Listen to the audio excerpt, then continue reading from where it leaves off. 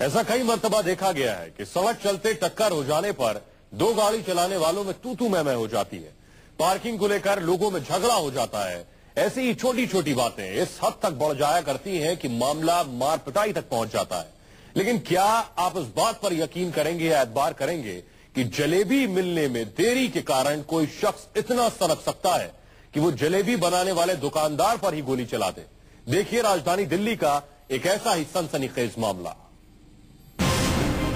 जलेबी के लिए दिल्ली में फायरिंग।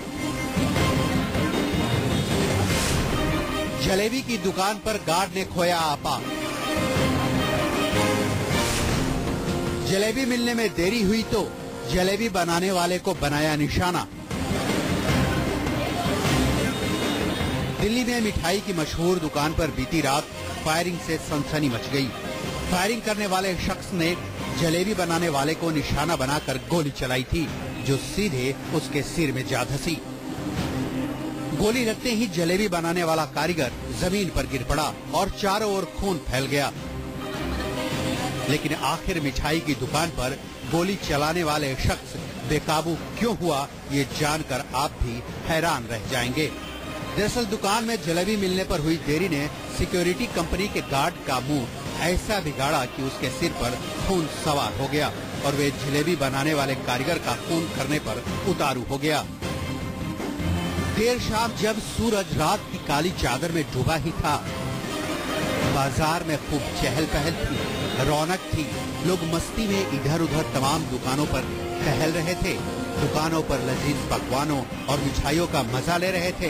तभी जलेबी के इंतजार में दुकान के बाहर खड़े शख्स ने आपा खोया और सारा इलाका गोलियों की आवाज से गूंज उठा। ये बात किसी भी तरह यकीन करने लायक नहीं लगती कि जलेबी की वजह से बीच बाजार गोली चल सकती है।